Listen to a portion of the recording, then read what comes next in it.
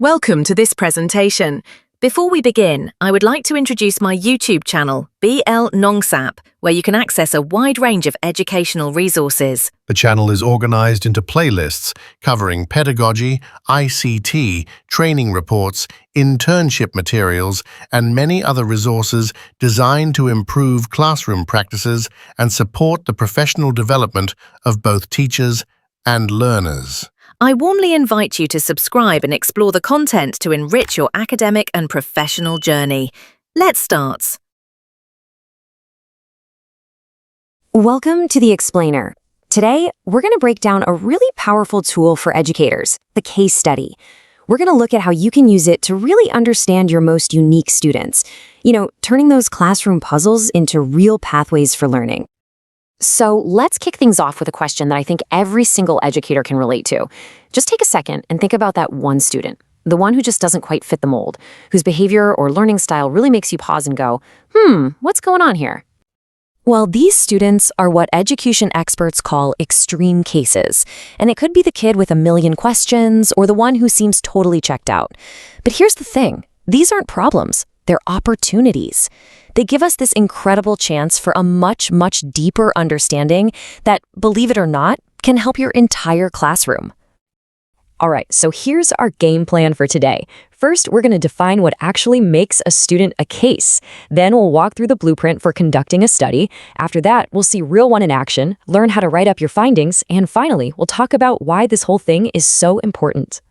So, first things first, where do we even begin? Well, it all starts with understanding that shift. The moment we go from just noticing a student is different to formally treating them as a case for study. It's really about changing our mindset from just casual observation to a full-on structured investigation. Now, a case isn't just any student. It's an individual whose specific traits or behaviors are so distinct, so different from the norm, that they genuinely deserve a closer, much more detailed look. And let's be clear, this isn't about slapping a label on someone. It's about trying to understand all the unique things that are at play. Okay, so let's get into the nitty-gritty, the actual blueprint. A really great case study isn't just about collecting random bits of information. No, it's a systematic framework that's designed for discovery. I love this quote from Professor Sansenwall because it gives us the perfect analogy. Think about it like you're a doctor. You wouldn't just look at one symptom, right? Of course not. You'd gather complete history, personal details, family background, their social world to build a really holistic picture of what's going on. And here's that blueprint, broken down into 4 really clear phases. First, you identify the case. Then you dive into collecting all the information you can. After that, you analyze everything, looking for those important patterns. And finally, you pull it all together in a details report. Simple as that. Okay, theory is great and all, but let's see how this blueprint actually works in the real world. Let's meet a student named John, a kid whose non-stop curiosity made him the absolute perfect subject for a case study. So an intern teacher noticed John, who was in the 7th grade, for this exact reason. He was an extreme case. His constant questioning really made him stand out, and that made him the perfect candidate for a deeper dive into what exactly drives an inquisitive learner. So the investigation kicked off by gathering all those foundational details, kind of like that doctor's intake form we talked about. This wasn't just about his grades, it covered his family life, his friends, and his personal traits like being a good listener and self-confident. But to get that true 360-degree view, the researcher had to go even further, using a bunch of different tools. Of course, direct conversations with John were key, but so were these super carefully designed questionnaires for the people who knew him in totally different settings, his friends and his teachers. The questions for his friends were really smart. They were designed to confirm that core observation.